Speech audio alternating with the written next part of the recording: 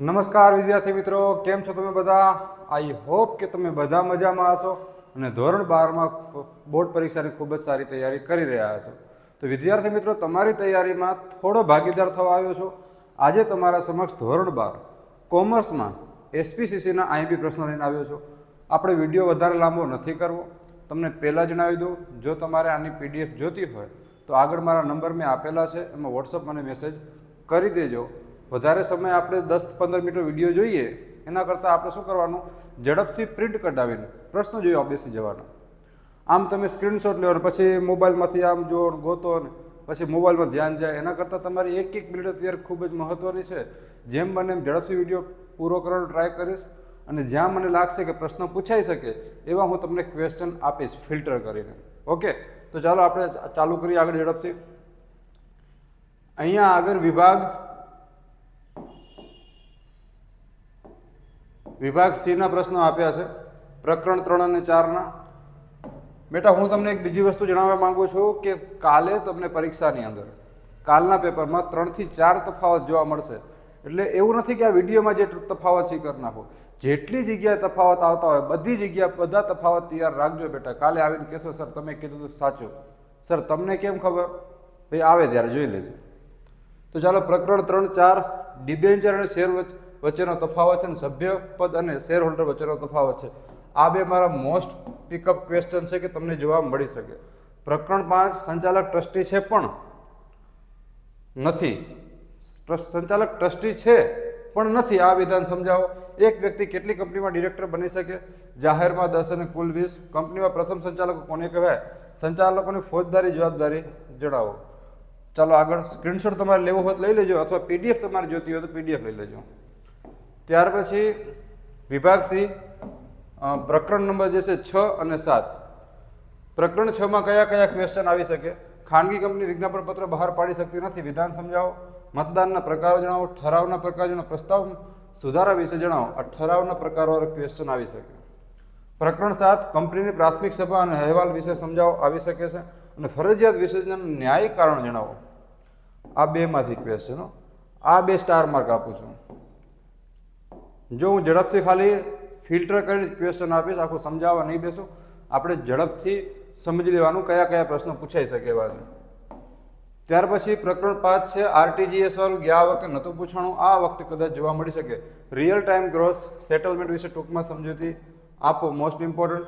ECS electronic clearing service. આ 2 ક્વેશ્ચનમાંથી હું એક કહું કે તમને કાલે જોવા મળે. ઈ લર્નિંગ અને વિડીયો કોન્ફરન્સિંગ વિશે સમજૂતી આપો. ત્યાર પછી ચેપ્ટર 6 છે પીપીટી, પાવર પોઈન્ટ પ્રેઝન્ટેશન. અત્યારે હું જે તમને વિડીયો આપું છું એ પીડીએફ સ્વરૂપે છે. ઓકે, મૌખિક પ્રેઝન્ટેશન આપતી વખતે ધ્યાનમાં રાખવાની બાબતો. આ મૌખિક અને રજૂઆત, આ પીપીટી વાળું અને મૌખિક વાળું, આ 2 ક્વેશ્ચન મને લાગે આવી શકે. ત્યાર પછી આગળ વધી ઝડપથી. જો અહીંયા આગળ નંબર આપી દઉં મારા પહેલાં, તમારે જો ડાયરેક્ટ નંબર ઉપર મેસેજ કરીને કરવો હોય તો તમે પીડીએફ તમે પ્રાપ્ત થઈ જશે વિના મૂલ્યે. નંબર છે 99792 78993. નંબર કામના, ફોન ન કરતા. તમારે જે કાંઈ મટીરિયલ જોતું હશે એ વોટ્સઅપમાં મેસેજ કરી દેજો, તમારે પ્રોવાઈડ કરી દેવામાં આવશે વિના મૂલ્યે. પછી એસપીએલ સેક્રેટરી પ્રેક્ટિસ વિભાગના છે ચેપ્ટર 1 શેર બહાર પાડવા. આસબા પદ્ધતિ વિશે સમજૂતી આપો, આવી શકે છે, મોસ્ટ ઇમ્પોર્ટન્ટ. ત્યાગપત્ર વિશે. બેટા, આને હું 3 સ્ટાર માર્ક આપીશ કે કાલે તમને આ પેપરમાં જોવા મળશે. ચેપ્ટર 2 શેર ફેરબદલી અને શેરનું કાયદાકીય હસ્તાંતર. એમાં 2 જ પ્રશ્નો આપ્યા. અમૂર્ત સ્વરૂપના એટલે ડિમેટ શેરની ફેરબદલીની વિધિ અને શેર ફેરબદલીનું મહત્વ. આ આવી શકે. અને પુસ્તકમાં આપેલા 6 મુદ્દા ખાસ તૈયાર કરી લેજો. ચેપ્ટર 3 ડિબેન્ચર, ડિબેન્ચરના પ્રકારો અને ડિબેન્ચર હોલ્ડરના અધિકારો. આ 2માંથી તમને એક ક્વેશ્ચન જોવા મળી શકશે. જે સ્ટાર માર્ક વાળા છે બેટા ખાસ તૈયાર કરજો, કાલે યાદ કરશો પેપરમાં. ત્યાર પછી વિભાગ ડી પ્રકરણ 5 કંપનીના સંચાલકો. કયો કયો છે ક્વેશ્ચન મને ઇમ્પોર્ટન્ટ લાગે એવું તમને જણાવી દઉં, બાકી સ્ક્રીનશોટ લઈને. હવે જો એવું નહીં કે સર, ઘણા કમેન્ટ સેક્શનમાં મને કમેન્ટ કરતા હોય કે સર તમે જે આપી એમાંથી કેટલા માર્ક્સનું પૂછાશે, સર આટલું કર્યું તો ચાલે. ના બેટા, યાદ રાખજો, આઈએમપી જેવું કાંઈ હોતું નથી. ભલે હું તમને આપું પણ આઈએમપી જેવું કાંઈ હોતું નથી. મારા એક શિક્ષક હતા, એ એમ કહેતા હતા કે 2 પુઠ્ઠા વચ્ચેની ચોપડી આખી આઈએમપી, એનાથી બહારનું ન પૂછાય. આ તો અંત સમયે પરીક્ષા નજીક છે, 1 દિવસ અથવા 24 કલાક તમારે બાકી નથી, ત્યારે તમારે કઈ વસ્તુ ઉપર વધારે ધ્યાન આપવું. ઓકે. અને કોઈ પણ વ્યક્તિ એમ કહેતો હોય કે ના ભાઈ આઈએમપી જ કરો એટલે બસ 100% ને 80% ને, ખોટું ભાઈ, બધા ખોટા. મેનેજિંગ ડિરેક્ટર વિશે ટૂંક નોંધ. સંચાલક નિવૃત્તિ કયા સંજોગોમાં થાય? મેનેજિંગ ડિરેક્ટરની નિમણૂક અંગેની જોગવાઈ આવી શકે અને કયા સંજોગો સંચાલકનો હોદ્દો મુદત પૂરી થતાં અગાઉ ખાલી થાય અથવા તેને દૂર કરી શકાય. 2 ક્વેશ્ચન. ચેપ્ટર 6 કંપનીની સભા, એમાં સભા નોંધ વિશે ટૂંક નોંધ લખો અને સભા નોટિસ આપતી વખતે સેક્રેટરીની ફરજો. આ 2 ક્વેશ્ચન આમાં પણ. ત્યાર પછી વિભાગ ડી, ચેપ્ટર 7 કંપનીનું વિસર્જન આપેલું છે કે કઈ રીતે કંપનીનું વિસર્જન કરી શકાય, કેવા સંજોગોમાં. કાયદાકીય રીતે હોય કંપનીનું વિસર્જનનો ખ્યાલ, સ્વૈચ્છિક ફરચાની ફરચા, આ ખાસ, અને ટ્રિબ્યુનલ અદાલત દ્વારા કાયદાકીય રીતે જેને ફરજિયાત વિસર્જનના સંજોગો, આ 2માંથી એક આવી શકે. જો વધારે ક્વેશ્ચન નથી, અમુક જ છે. અને શું કીધું અગત્યની સૂચના, એસપી વિભાગના તમામ ચેપ્ટરમાંથી તફાવત ખાસ પાકા કરવા, કારણ કે બોર્ડની પરીક્ષામાં 2 થી 3 તફાવત પૂછાવાની શક્યતા રહેલી છે. આ નોંધ યાદ રાખજો અને કાલે આવીને ચેક કરજો. ગેરંટી સાથે કહું છું તફાવત તમને પૂછાશે. ત્યાર પછી શેર બહાર પાડવા. હવે જો આ 4 પ્રશ્ન એવા છે ને, આને કોઈને સ્કીપ ન કરે. આમાંથી કોઈ એકને હું સ્ટાર માર્ક આપું તો બીજા સાથે અન્યાય થાય. આ 4 પૂછાઈ શકે એવા છે. ઓકે. પણ આનો તફાવત જે છે, કોઈ પણ તફાવત આનો ન છોડો, એ તમને સાઈડમાં કીધું છે મેં. પ્રકરણ 2 શેર ફેરબદલીને કાયદાકીય હસ્તાંતરણ, શેરની ફેરબદલી અંગે કંપની ધારાની જોગવાઈ, આમાં કોઈ સ્ટાર માર્ક નથી આપતો. આમ પ્રશ્ન 3 આપ્યા, પણ તફાવત જેટલા હોય બધા કરી નાખજો. પ્રકરણ 2 શેર ફેરબદલી અને કાયદાકીય હસ્તાંતરણ, શેરની ફેરબદલી અંગે કંપની ધારાની જોગવાઈ જણાવો. અમૂલ સ્વરૂપના શેરની ફેરબદલીની વિધિ આગળ આવી ગયો છે, એટલે મોસ્ટ પિકઅપ ક્વેશ્ચન પૂછાઈ શકે. શેરનું કાયદાકીય હસ્તાંતરણ, ફરજિયાત ફેરબદલીના સંજોગો અને તફાવત, શેર ફેરબદલી અને કાયદાકીય હસ્તાંતરણ. આ વખતે તમારું જે પેપર સેટ કર્યું હશે ને, એ પેપર સેટર બહુ એકદમ ડિફરન્સવાળો, બહુ ડિફરન્સ પૂછે હરખા કરીને. 3-4 ડિફરન્સ. વિભાગ ડી માં આવશે, સી માં 2 આવશે, ડી માં 2 આવશે. ઓકે, યાદ રાખજો. યાદ કરોગે તુમ તો યાદ કરોગે. ચલો પ્રકરણ 3 ડિબેન્ચર.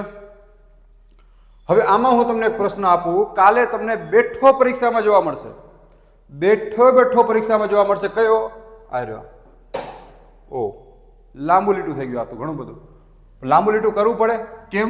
કારણ કે મને કેટલા ટકા આપવા છે જોજો, ગણી લેજો. ગણાય તો કેટલા ટકા સરસ આપ્યા છે કે ક્વેશ્ચન તમને આ પરીક્ષામાં જોવા મળશે કાલે, એવું મારું અનુમાન છે. મારી અંતરાત્મા ખોટી નહીં બોલે. પાછળના શોર્ટ્સના અમુક વિડીયો જોઈ લેજો, ગયા વર્ષના પણ જોઈ લેજો. સભ્યપદ મેળવવાની રીતો, સભ્યપદ અંત લાવતા સંજોગો અને કોણ સભ્યપદ મેળવી શકે છે. ત્યાર પછી વિભાગ ઈ, કંપનીના સંચાલકો, મેનેજિંગ ડિરેક્ટર અંગે કંપની ધારાની જોગવાઈ, સંચાલક મંડળ મળતી સત્તા, સંચાલકોની ફરજ, સ્વતંત્ર સંચાલકની જોગવાઈ. ત્યાર પછી ડિરેક્ટર અને મેનેજિંગ ડિરેક્ટર વચ્ચેનો તફાવતને હું એકે નહીં છોડવા આ વખતે. સંચાલક મંડળને મળતી સત્તા અને સંચાલકની ફરજો, 5 માંથી 3 સ્ટાર માર્ક, એમાંથી 1 જોવા મળશે.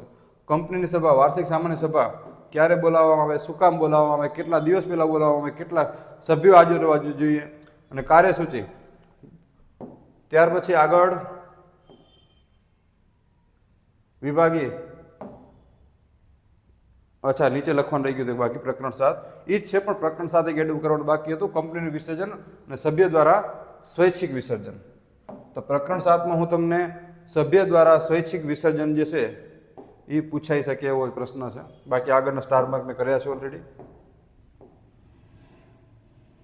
ચલો પત્ર વિભાગ. બધા વિદ્યાર્થીઓ નજર હોય કે સર આ વખતે કયો પત્ર પૂછાય. પત્ર તમારે કોઈ પણ પૂછાય બેટા. આમાં પત્રમાં આઈએમપી ન હોય, બધું વાંચી લેવાનું, એકેને છોડાય નહીં પત્ર, જો પૂરા માર્ક્સ લેવા હોય તો. છતાં પણ મને જેવા લાગે કે કેવા આ વખતે પૂછાઈ શકે. જો અહીંયા આગળ નામ લખ્યું છે અર્જુન દલાલ, નામ પરિવર્તન હોઈ શકે, કોઈનું પણ નામ આપી દે. પાસબુક અથવા સ્ટેટમેન્ટમાં બેંકે કરેલી ભૂલ અંગેની ફરિયાદ પત્ર. પછી ખાતામાં પૂરતી રકમ હોવા છતાં ચેક અમાન્ય, આ વખતે આવી શકે. એક અમાન્ય અને ત્યાર પછી એક અસભ્ય વર્તન, બેંક કર્મચારી દ્વારા અસભ્ય વર્તન કરવામાં આવ્યું, હળદૂત કરીને કાઢી મૂકવામાં આવ્યું, જાઓ તો અહીંયાથી અભણ છો, નામ છો તેમ છો, તો એ અને રાઘવજીનો આપેલો ચેક ખોવાઈ ગયો છે તેની ચૂકવણી અટકાવવા અંગેનો પત્ર અતુલ આર પંડ્યા વતી તમારે લખવાનો છે. આપ્યો તો રાઘવ જૈનને, લખ્યો તો અતુલ આર પંડ્યાએ, તો સમજજો એમાં. અને એક પ્રશ્ન પણ ગયા વખતે આવી ગયો છે એટલે ચાન્સીસ 50-50% છે, અહીંયા લખી નાખો છો.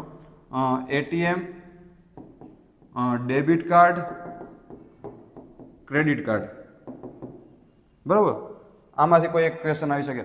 ખોવાઈ ગયું છે તો બંધ કરાવવા માટે. ઓકે, ચાલો પછી ખાતામાં પૂરતી રકમ હોય છે તો બધા થઈ ગયા. આગળ વધીએ આપણે ઝડપથી.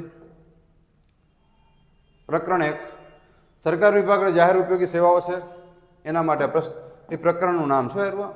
સરકારી વિભાગ અને જાહેર ઉપયોગી સેવાઓ. એમાં ખાડ કૂવા વારંવાર ઉભરાતો હોવાથી તેની સફાઈ માટે વિનંતી કરતો પત્ર આવી શકે છે. એક જ ટેલિફોન પર સમાંતર જોડાણ, આ સમાંતર જોડાણવાળો આ વખતે મને ફેવરિટ લાગે, આવી જાય. ગયા વખતે નહોતો આવશે. વિસ્તારમાં અપૂરતા પાણી પુરવઠા અંગે મહાનગરપાલિકાને ફરિયાદ કરતો પત્ર, સિટી બસની સેવામાં અનિયમિતતા અંગેનો પત્ર, અને શાળાની આસપાસ પાન મસાલા અને ગુટખાનું વેચાણ પર પ્રતિબંધ મૂકવા. આ ગયા વખતે આવી ગયો છે. 50% કહું કે પાછો રિપીટ થઈ શકે. કર્મચારી વિષયક પત્ર વ્યવહાર, અજમાયશી સમયગાળો લંબાવવા અંગેનો મેમો. આ છે તમને કાલે પેપરમાં.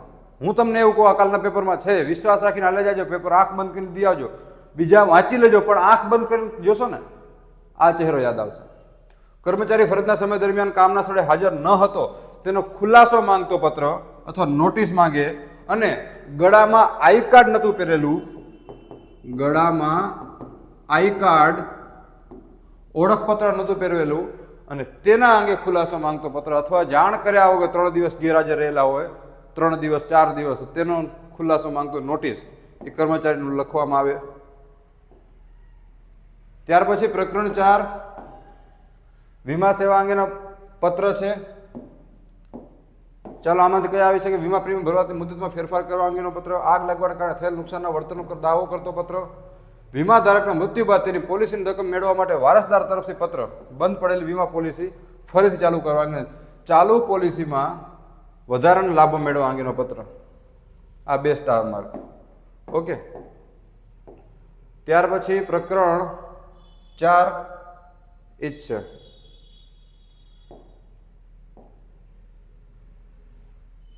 આ અલગ છે. ઓકે,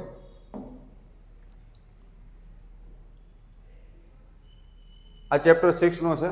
વ્યક્તિગત અહેવાલ તૈયાર કરો અને સમિતિ અહેવાલ તૈયાર કરો. આ 2 માંથી એક ક્વેશ્ચન તમને જોવા મળી શકશે. ઝડપથી સ્ક્રીનશોટ લેવો તમારી ઈચ્છા, અને બાકી પીડીએફ જોતી હોય તો નંબર આપ્યા આગળ એના ઉપર મેસેજ કરી નાખજો. એ ચેપ્ટર રિપીટ થયું. તો બસ આટલું હતું વિદ્યાર્થી મિત્રો. Best of luck. ખૂબ જ સારી તૈયારી કરજો અને પીડીએફ માટે અત્યારે જ મેસેજ કરજો. Thank you. અને જો બેટા વિડીયો સારો લાગ્યો હોય તો એક લાઈક કરજો. અને જો તમને પીડીએફ આજે જે હિન્દનું પેપર હતું એની પણ પીડીએફ બધા વિદ્યાર્થીઓને આપી છે. જેટલા વિદ્યાર્થી પાછા વિડીયો જોવે છે, જો તમને હિન્દીની પીડીએફ આઈએમપી થઈ હેલ્પફુલ થઈ હોય તો અહીંયા આગળ, કારણ કે મેં પીડીએફ લગભગ 200 થી 400 વિદ્યાર્થીઓ માંગી, પણ એટલી લાઈક નથી આવી અથવા એટલા સબસ્ક્રાઈબર પણ નથી થયા. ઓકે, તો બેટા આ તો જે છે એ અન્યાય થયો કહેવાય એવું થોડું મને લાગે. અહીંયામાં તમારા માટે જે છે આ પ્રશ્ન બધા આપેલા હોય, તમને હેલ્પફુલ થતા હોય તો થોડી ફરક તો તમારી પણ આવે. ઓકે, બાકી તમારી ઈચ્છા લોકશાહી છે. તમને તમારી મોજ મુબારક. બસ રિઝલ્ટ સારું લાવજો, બીજું કાંઈ તમને નથી કહેવું. ઓકે, થેન્ક યુ અને શુભેચ્છાઓ.